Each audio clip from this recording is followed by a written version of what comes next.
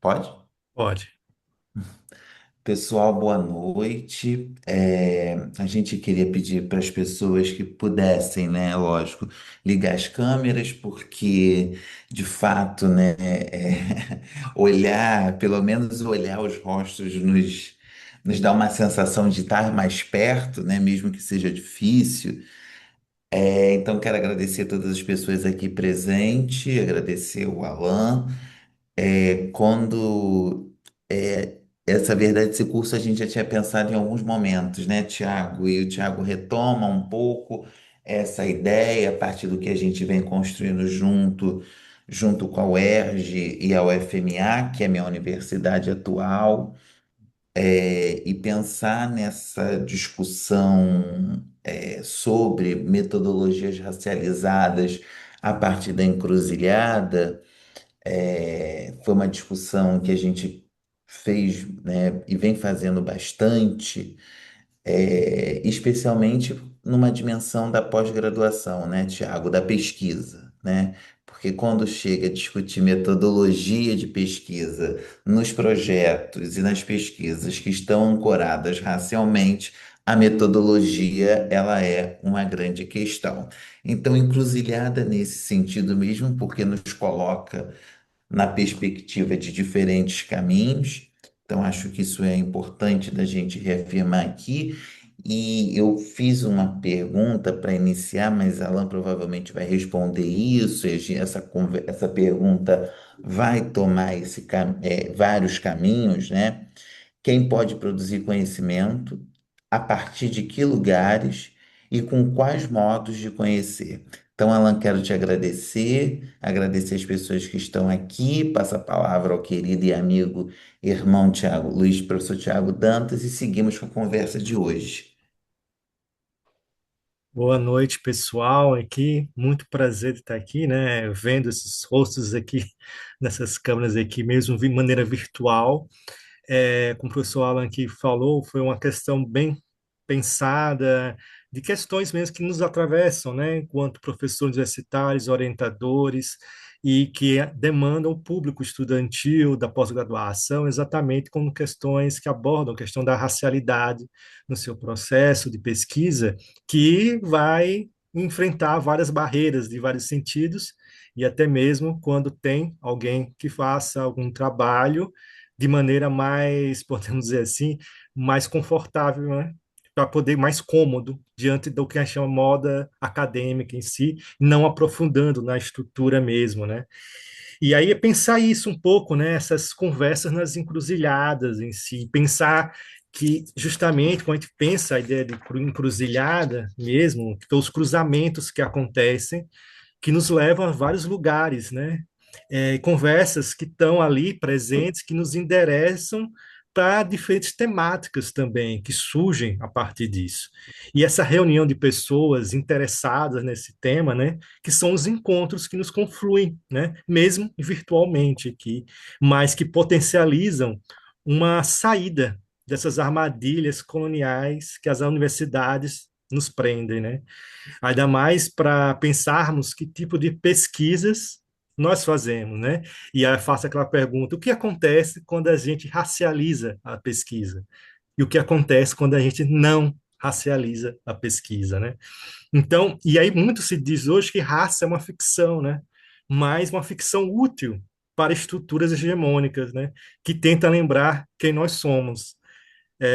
No entanto, nossas experiências sobressaem a história, né? Ou, como diz o nosso aqui professor convidado, indisciplinamos a história, né?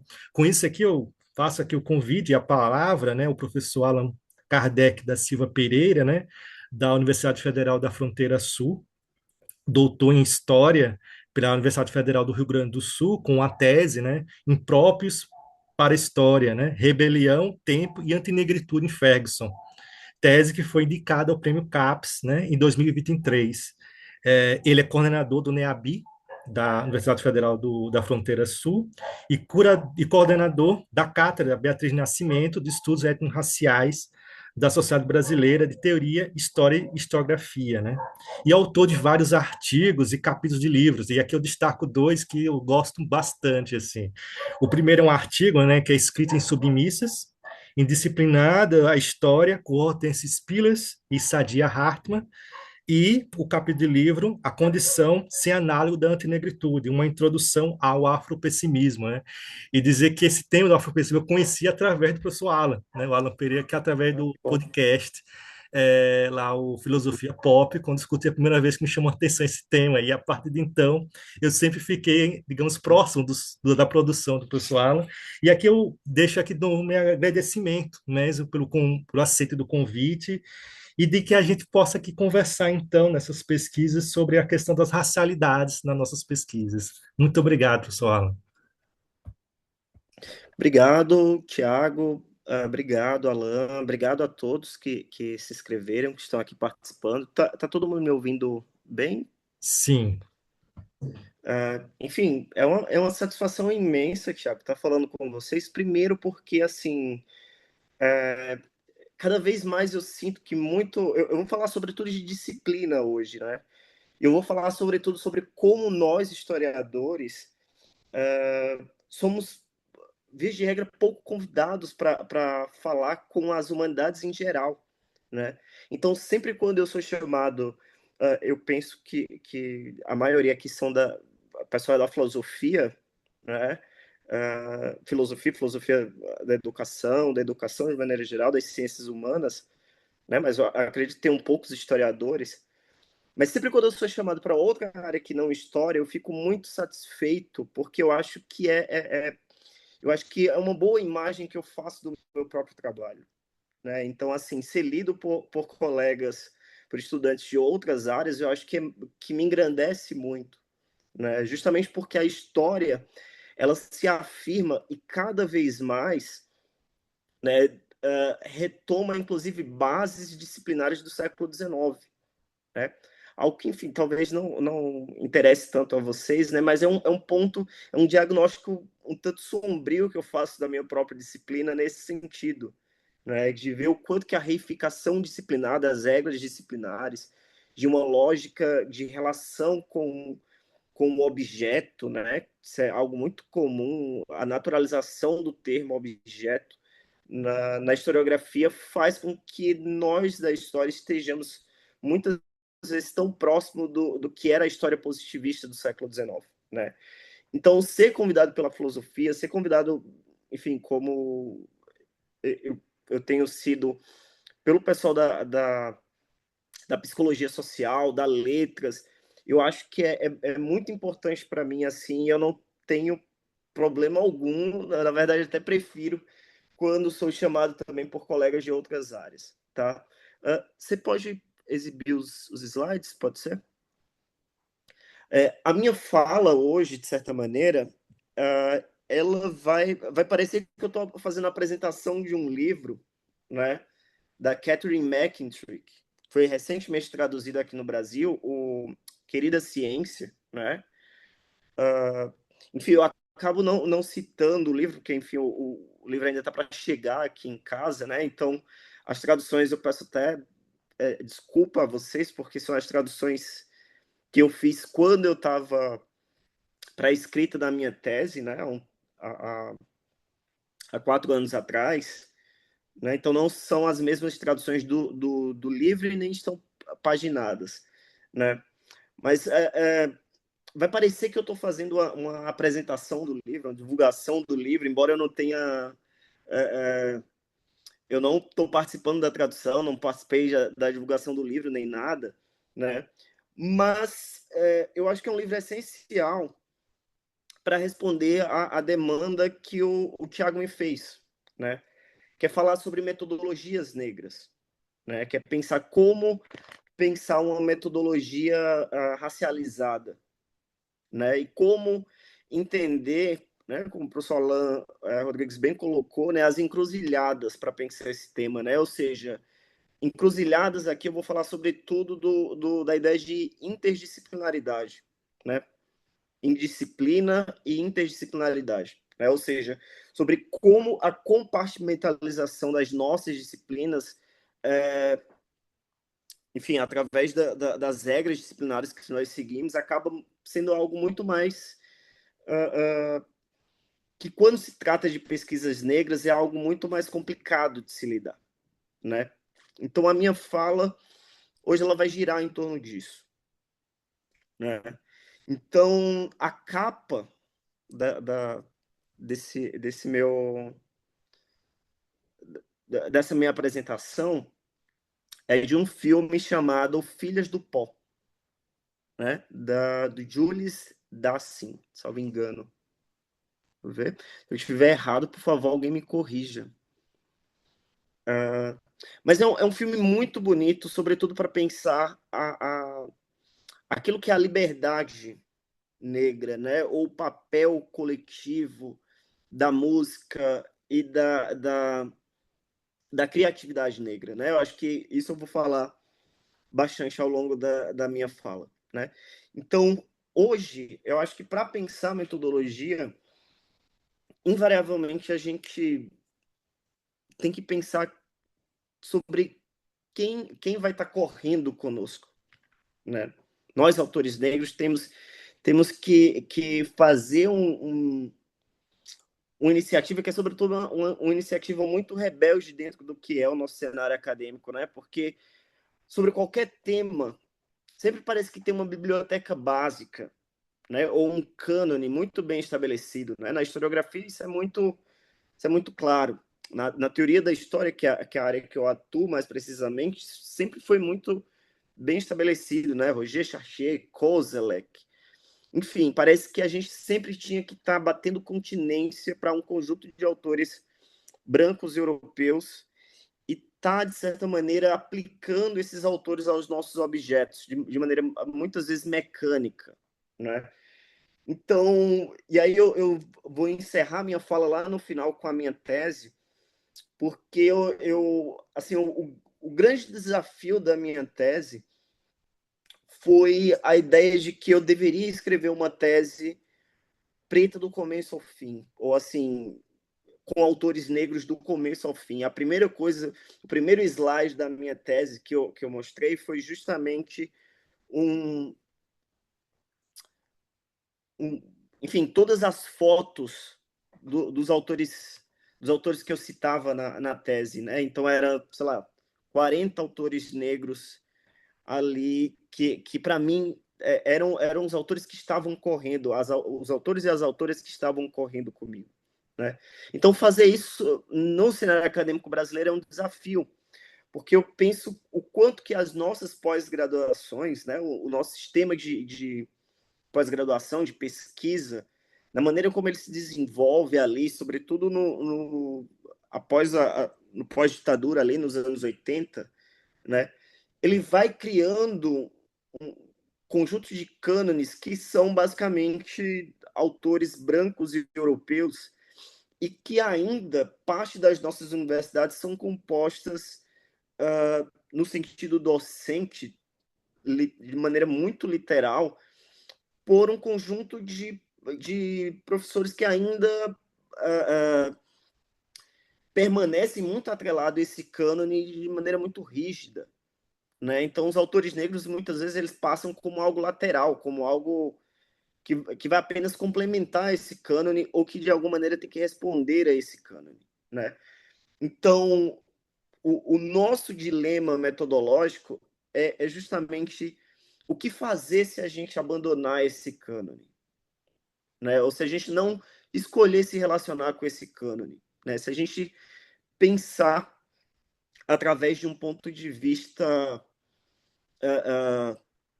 racial, e aqui eu não estou nem falando necessariamente dentro de uma lógica afrocentrista ou algo nesse tipo, né? Que depois a gente pode avançar com relação a isso, né? Então, pode passar, Luiz, por favor. Então, é nesse sentido que, de certa maneira, eu vou estar trazendo esse debate, né, com esse livro da Catherine McKittrick, né, que é uma geógrafa, né, que pensa sobretudo no conceito de geografias negras, né? A Catherine McKittrick, na verdade, eu chego até ela, sobretudo por conta do meu interesse eu já, enfim, escrevi alguma coisa que, de certa maneira, tem um diálogo com o trabalho dessa autora, que é a Sylvia Wynter, né? Filósofa jamaicana. Atualmente, eu acho que ela está com 98 anos, né? Mas que é uma figura fundamental no século XX, né? Acho que é uma autora profundamente complexa e que lança uma teoria sobre o humano, uma teoria sobre, enfim, sobre a nossa possibilidade de conhecer, sobre a possibilidade de o que é que conta como história, o que é que conta como narrativa, que eu acho profundamente interessante, né? Então, a Catherine McKintrick ela é uma grande leitora da Sylvia Wynter, né? Ela, enfim, editou livros da Wynter, né? Eu acho que é uma autora que foi Sylvia Wynter, né? Então, eu acho que é uma autora que conseguiu, que tem sido reapropriada nesse contexto contemporâneo. Eu acho que é bem interessante a gente tá começando com ela, né? Então, no Dear Science, né, no Querida Ciência e Outras Histórias, da Catherine McKintrick, ela faz uma afirmação muito forte, mas que eu gostaria de começar com ela, né? A disciplina é império, né? Então esse é um ponto interessante. As disciplinas, elas funcionam dentro de uma lógica de categorização implacável, né? As nossas disciplinas, elas nos policiam sobre quais caminhos nós devemos andar, sobre quais caminhos nós devemos trilhar, né? Então é muito comum, e aí novamente eu vou estar sempre me citando do meu campo, né, como historiador, mas pensem também nos seus próprios, né? O quanto há um policiamento de fronteira que é muito forte. E quando se trata de autores negros, isso ainda é mais dramático possível, né? De dizer, ó, isso que você está fazendo não é história, é literatura. Ou, isso que você está fazendo é sociologia, né? Isso que você está fazendo é filosofia, né? Então esse é um ponto interessante, né? A gente sabe o quanto que a disciplina ela funciona dentro da lógica do que é o sistema universitário brasileiro, né? Dentro daquilo que vai contar como pontuação enfim, naquilo que vai ser em última instância o financiamento da pesquisa brasileira, né? As categorias lá da pontuação do CNPq e tudo mais, né? Então as disciplinas, elas servem para nos disciplinar, para que a gente jogue o jogo, enfim, o jogo acadêmico da maneira mais direta possível, né? Então isso é parte das cadeias de conhecimento que nos colocam sobre determinadas regras, né? E autores que descumprem, de certa maneira, essas regras são punidos, via de regra, seja pela má recepção dos colegas, ou seja, até mesmo pelo próprio sistema universitário, que vai dizer aquilo que a sua disciplina elege como sendo possível, né? Porém, aquilo que conta como sendo possível da nossa disciplina é fruto de disputas de poder, né? Então, esse livro da Catherine McKintrick é algo que nos lança algumas perguntas profundamente interessantes, né? Justamente por isso, né? Sobre como essas disciplinas elas acabam limitando as nossas possibilidades. E aí ela está falando, lógico, como uma mulher negra, né? De pensar além dessa estrutura disciplinar, né? Especificamente, ela está falando da lei do cenário universitário americano, né? Que a gente sabe que tem uma lógica diferente da nossa, né? Que lá, enfim, a lógica privada neoliberal é ainda mais forte do que a nossa, né?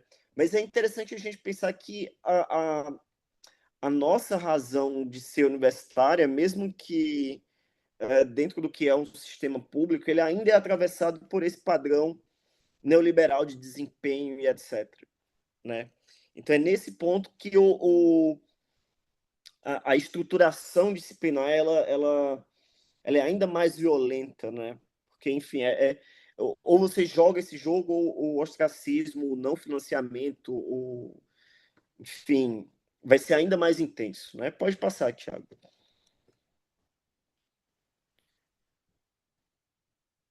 Então, é nesse ponto que a gente chega, que a Winter, né, vai falar, sobretudo, do contexto de formação no cenário americano dos chamados Black Studies, né, dos estudos negros. E aqui é um ponto interessante. Em determinado momento, eu até me questionei, né, sobre por que no nosso cenário acadêmico não há algo parecido com o que são os Black Studies, né? A gente pode pensar que os Black Studies são algo exclusivo dos Estados Unidos, mas eu acho que em várias outras experiências universitárias há cursos específicos dentro do que seriam dentro do que seriam os Black Studies, né? E como aqui a nossa estrutura disciplinar acaba muitas vezes colocando a ideia de que estudar temáticas raciais é algo transversal a todas as disciplinas, né? Isso faz com que muitas vezes isso funcione como um subterfúgio para vários professores, inclusive não fingir que passam a temática racial nas suas disciplinas, mas não, de fato, não oferecem nada sobre, né? Então, a Sylvia Wynter tem um texto dela, né, on how we mistook the map for the territory and the imprisoned ourselves in our unbearable wrongness on being on desertre. É um texto bem interessante dela, eu acabei esquecendo de colocar o ano, né? Que ela basicamente ela vai falar sobre o potencial revolucionário dos Black Studies, né? Na verdade, a institucionalização no cenário acadêmico estadunidense, né, dos Black Studies, é parte de transformações significativas que acompanham teóricos anticoloniais, né, como Aimé Césaire, François Fanon, né, Amílcar Cabral, ela própria, né, e, enfim, é um processo de institucionalização que, na verdade, dá conta de um momento em que os negros, em escala global, ousaram desafiar um conjunto de sistemas de poder ou uma ordem do humano definida no que era o mundo capitalista daquele momento, né? Então esse é um ponto interessante. Ela centraliza o papel que os Black Studies tiveram naquele momento, né? Mas o ponto, isso está presente em vários textos da Sylvia Wynter, né? O ponto mais interessante para ela é que ela vai notar que na virada da década de 70 para a década de 80, de certa maneira, há uma desradicalização do que são os Black Studies, né?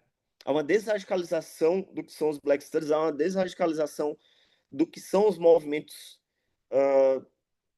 negros nos Estados Unidos, de maneira geral, e a gente, às vezes, culpa o neoliberalismo por isso, mas a gente, às vezes, esquece o próprio papel que o FBI teve também no assassinato de muitas... assassinato e perseguição de muitas lideranças negras naquele momento, né? Houve, logicamente, enfim, prisões, né? Tem um autor que eu gosto muito, que é o Dylan Rodrigues, um autor filipino-americano, né? Que ele fala justamente sobre intelectuais aprisionados que, enfim, da lei dos anos 80, né? Então, o ponto interessante a se pensar é que a década de 80 é um processo de desradicalização disso que são os Black Studies, né? Então, a Sylvia Wynter ela vai fazer uma ligação entre uma visão biocêntrica do que é o estudo racial, né? Daqui a pouco eu vou falar melhor sobre isso, né? A questão do racismo e a institucionalização das disciplinas da identidade, né? Disciplinas de identidade. Aqui é uma visão, de certa maneira, que vai como eu posso explicar, né? De certa maneira, essa visão, essa criação, essa institucionalização das disciplinas de identidade, né? Sejam os estudos feministas, estudos étnicos, estudos queer, dos estudos afro-americanos, naquele cenário, a maneira como ela vai funcionar, né, a Winter vai mostrar que, de certa maneira, é uma reificação das identidades. Né?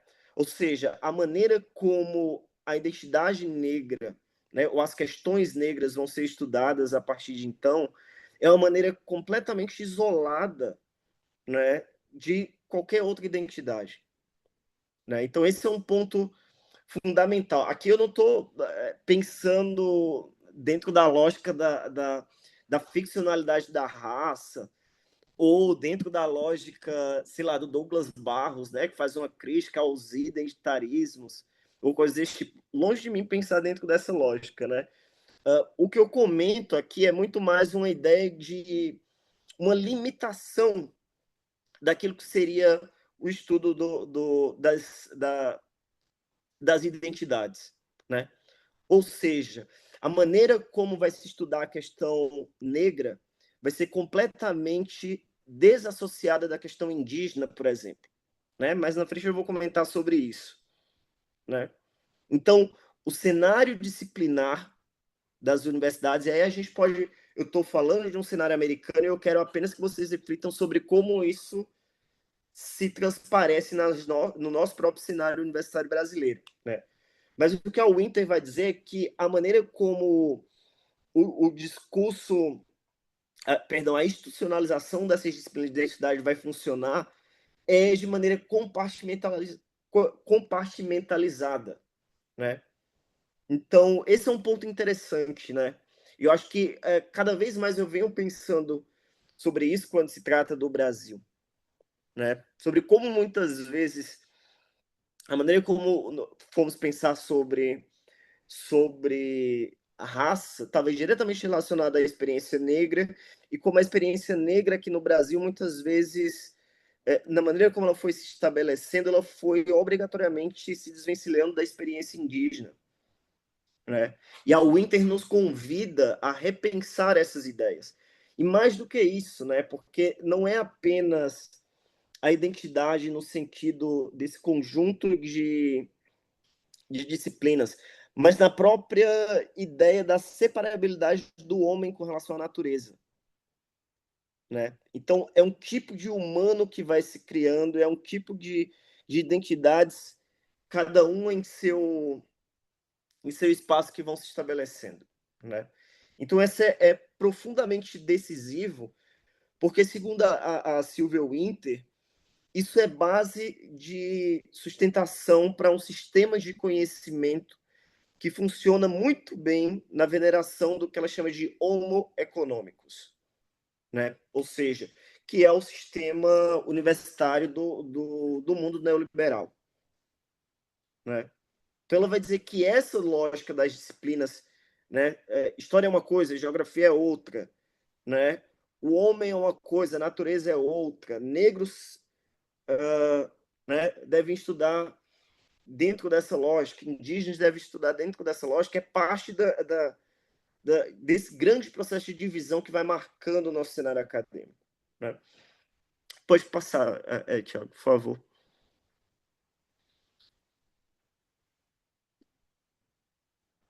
Daí, eu chego no trabalho de uma autora profundamente interessante, né? Outra grande leitora da Sylvia Wynter, que é a Tiffany Letabo King. Tem esse livro dela, The Black Shows, que, enfim, shows seria cardumes, né? Enfim, a estrutura ali marítima e tal, que demanda justamente essa relação, né, entre vários seres vivos e a natureza ali do mar, e etc. É um termo bem complexo, né, para se traduzir. Mas o ponto interessante é justamente isso, né? Estudar os negros e estudar os indígenas é um intricado projeto malthusiano de bifurcar cada história racial de acordo com diferentes marcadores de identidade e genealogias. Né? Isso é uma frase da Catherine McKittrick. Né? Então, os requisitos financeiros são para ou participar desse sistema, dessa bifurcação, ou ser empurrados para fora dele. Né?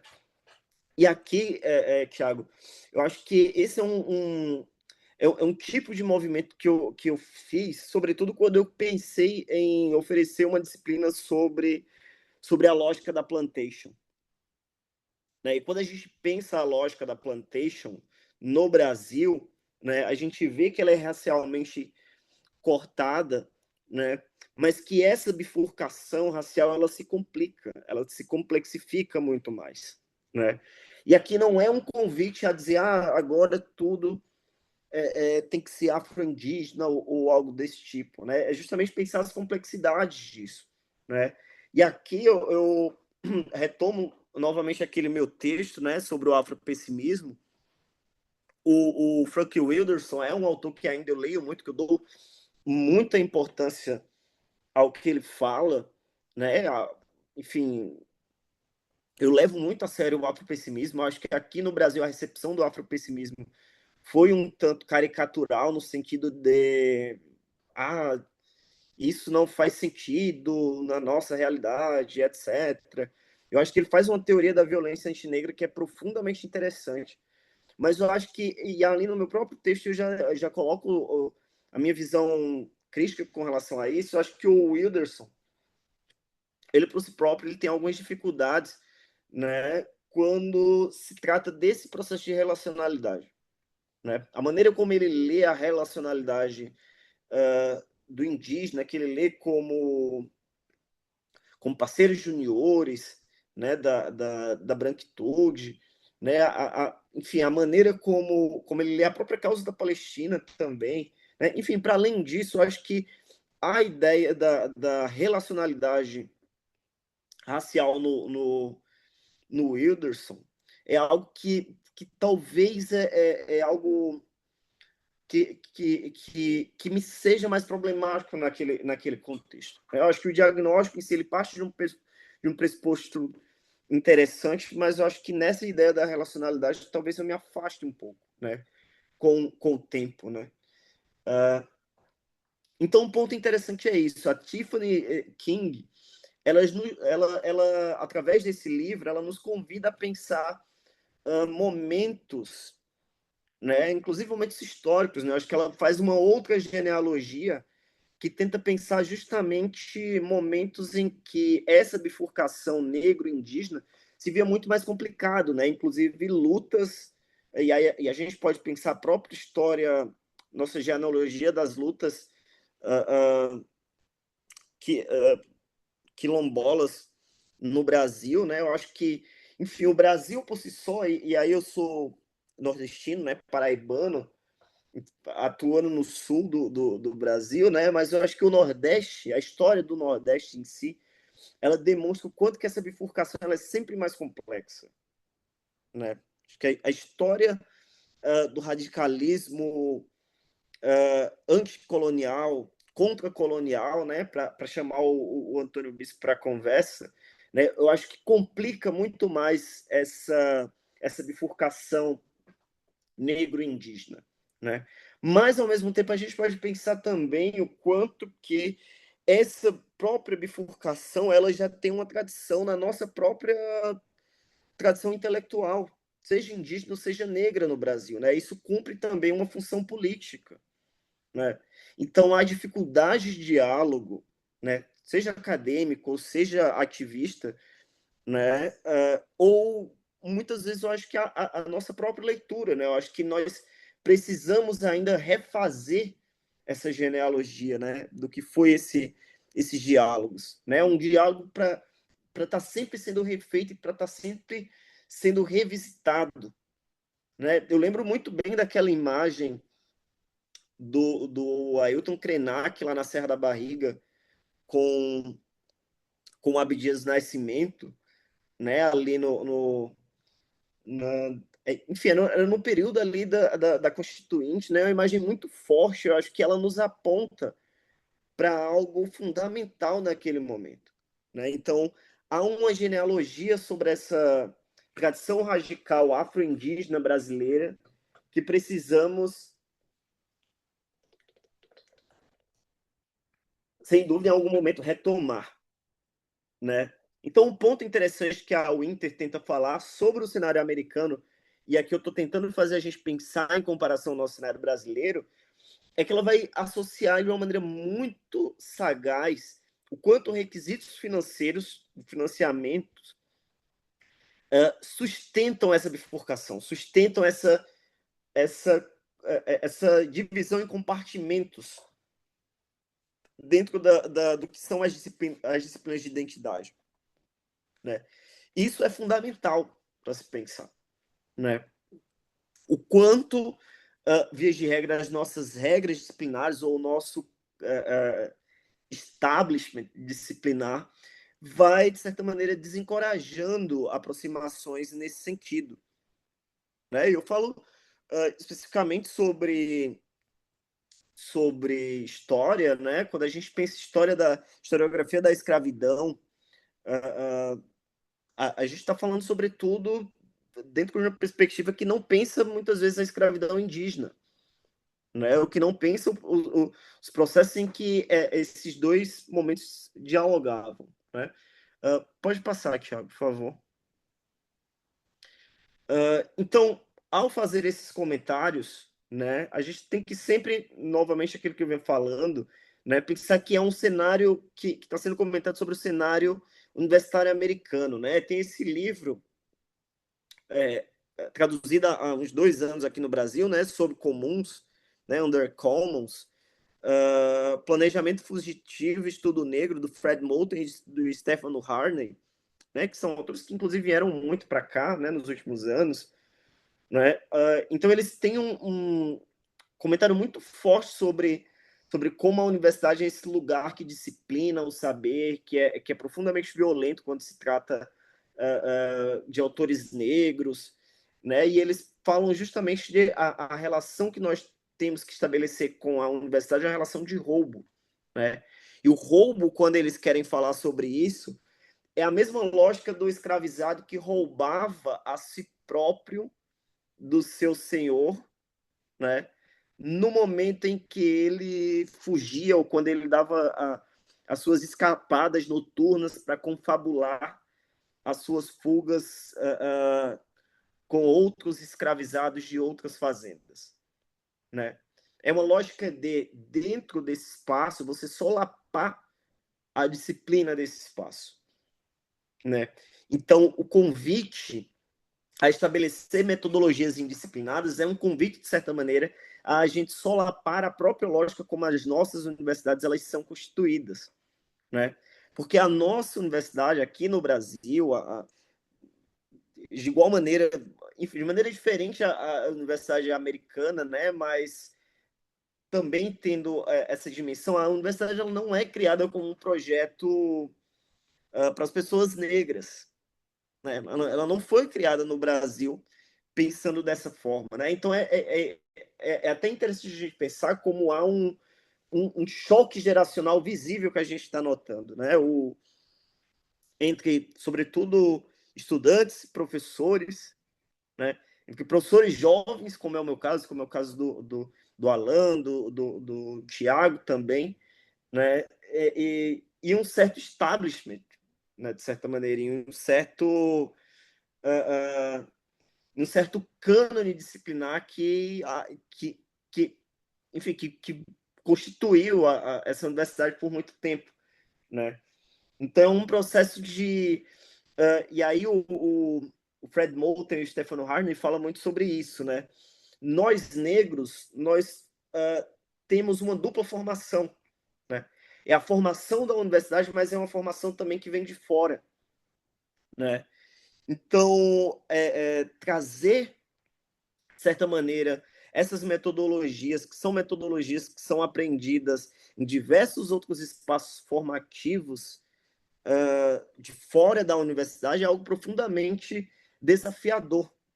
Né? Desafiador no sentido de, quando a gente fala sobre essa ideia de identitarismo, a gente vê como uma reação profundamente conservadora de esquerda, né? Sobretudo de esquerda, dentro das nossas universidades por conta das demandas que estudantes e professores negros, sobretudo, trans, né, fazem a um processo, enfim, sobre como a universidade brasileira era engessada em termos teórico e metodológicos, né?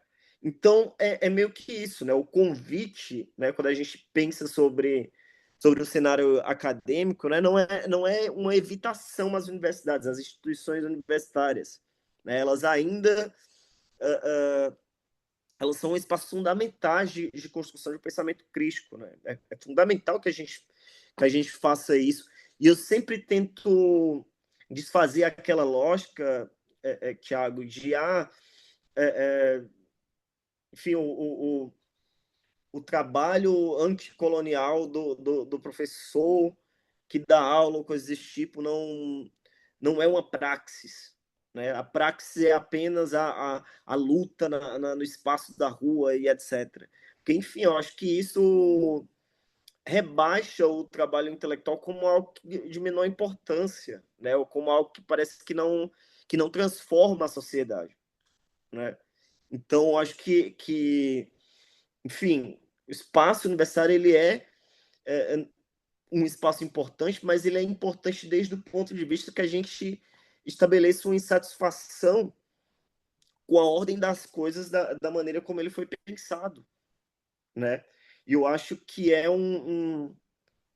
isso acaba se tornando muitas vezes um dever para pesquisadores negros e às vezes, muitas vezes, um fardo, né? No sentido de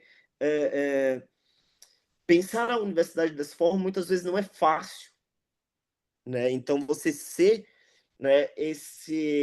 você fazer esse trabalho que muitas vezes é lido como um trabalho da diversidade, né? É sempre essa tarefa ingrata que é demandada a professores negros, né? Professores negros, professores indígenas, as mulheres, professoras, professores trans, alunos negros, que fazem esse trabalho da diversidade pela universidade, né? Então a universidade institucionalmente se coloca como esse espaço múltiplo, né? Mas que no dia a dia, né, ele está sempre retomando aquilo que o Dean Spade chama de a lógica do seja profissional. E o ser profissional, muitas vezes, é retomar essas metodologias engessadas. Né? Pode passar, Thiago, por favor.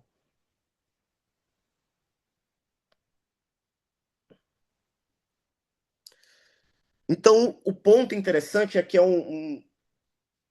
uma referência do Glissant, né? O caminho para o método, né, é muito mais um desconhecido que não apavora do que necessariamente um lugar estabelecido, né? Então, esse método, né, dentro de um ponto de vista racial, esse é um ponto fundamentalmente interessante, né? Porque ele vai desafiar uma lógica um tanto estabelecida dentro do cenário acadêmico, mas ele não garante necessariamente que isso vai se tornar um cânone no sentido confortável, né? Então, enfim, depois eu vou citar o meu trabalho, né? Que eu acho que funciona muitas vezes dentro dessa lógica, né? É um desafio ao cânone, mas que não necessariamente é a imposição de um novo cânone, né? Então é muito mais uma ideia de um posicionamento que é isso que o Glissan fala, né? Um desconhecido que não apavora, né? É uma crítica a um sistema estabelecido, mas que não necessariamente vai assumir a posição de norma naquele momento, né? Pode passar. Eu tô com receio de estar falando muito e já está passando do meu tempo, tá? Mas eu acho que falta pouca coisa já para terminar, tá? Então, esse é um ponto interessante, né? A, a Catherine McKittrick, né? Que aí eu coloco a foto dela, ela toca muito em uma tecla que eu acho que é fundamental para a gente pensar, né? E aí ela está, enfim, logicamente entrando em um diálogo um tanto crítico quando a gente vai pensar ali o que é o próprio afropessimismo, né? Embora eu não ache que o afropessimismo caia exatamente nessa ideia, né? que é a ideia de que o ponto interessante, né, é se pensar uma lógica metodológica que não caia em uma visão que seja definida por e através da abjeção, sujeição e objetificação negra, né? Ou seja, que nossos trabalhos não recaiam nesse discurso, né, que vá sempre ler as vidas negras através dessa lógica, né? Através da lógica da abjeção, da sujeição e da objetificação, né? Esse é um ponto profundamente interessante quando a gente vai pensar, por exemplo, o trabalho da Saidiya Hartman, né? Uma leitura rápida pode pensar, por exemplo, que isso estava presente desde do livro Cenas da Sujeição, por exemplo, né?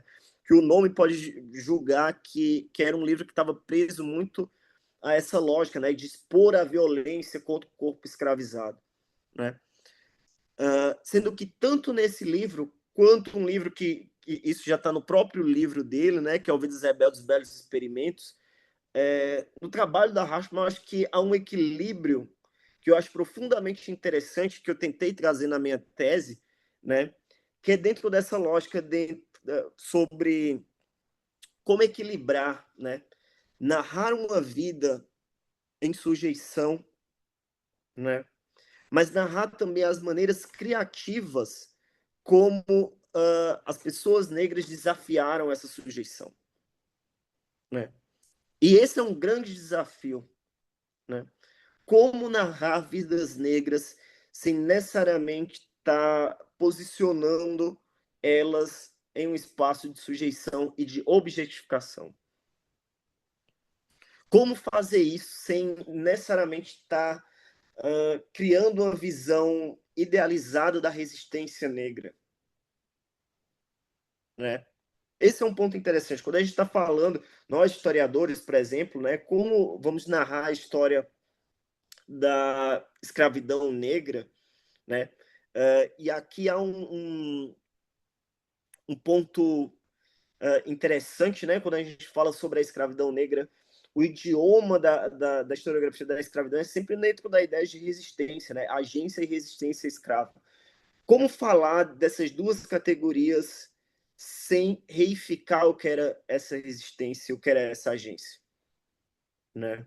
Sem, de certa maneira, colocar esses escravizados quase como se fossem heróis que estavam sobrevivendo contra os senhores de escravos que estavam sendo plenamente derrotados, né?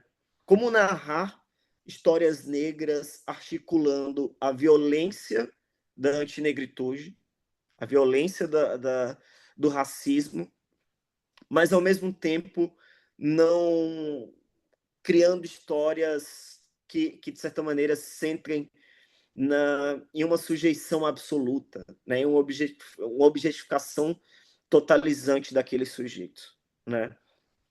Então esse é um ponto interessante, né?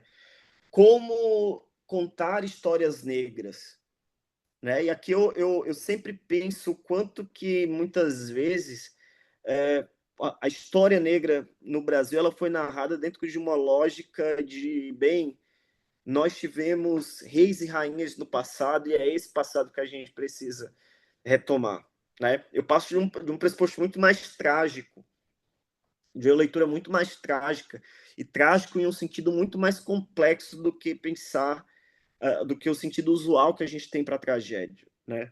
Trágico no sentido de não redenção ao final, né? Então esse é um ponto assim fundamental para mim, né? Sobre como narrar essas histórias, né?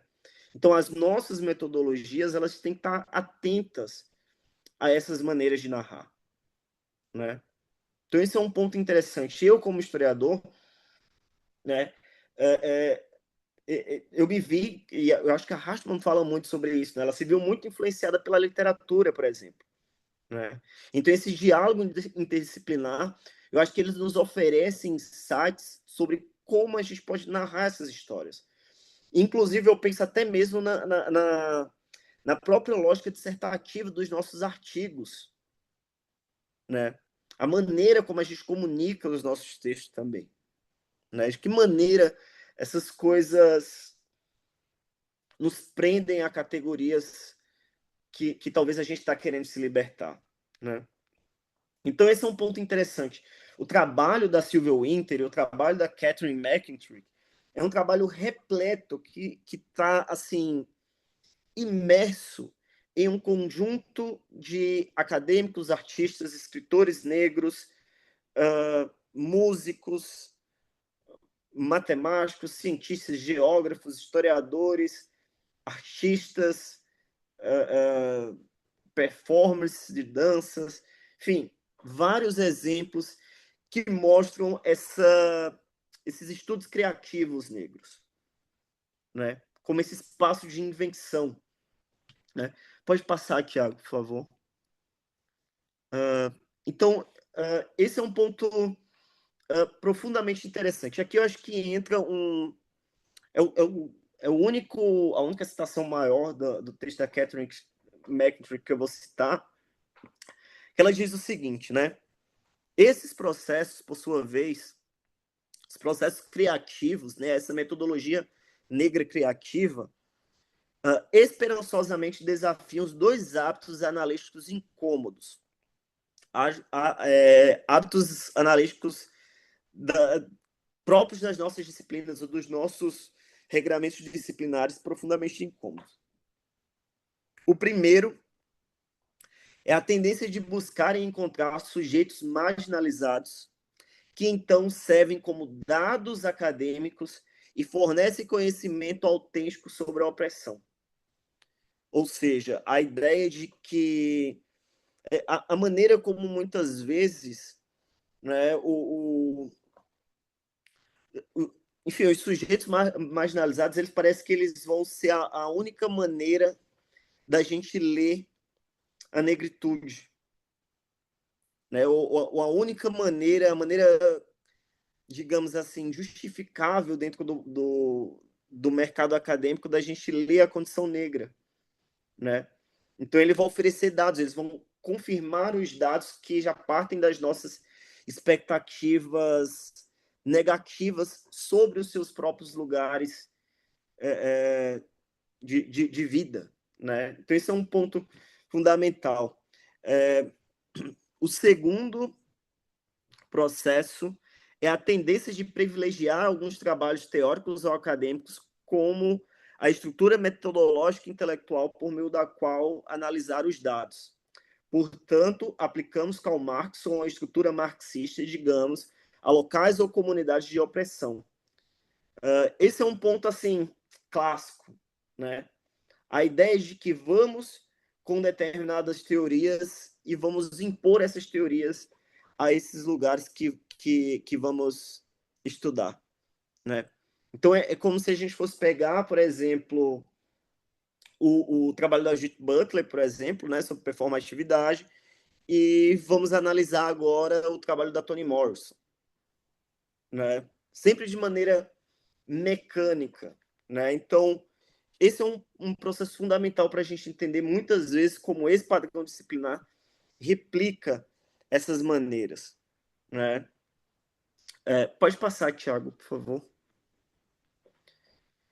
Então, a gente chega justamente novamente para a Sylvia Wynter, né? E a Wynter, ela parte de algo que é fundamental ali, eu acho que é profundamente inovador que ela fala, né?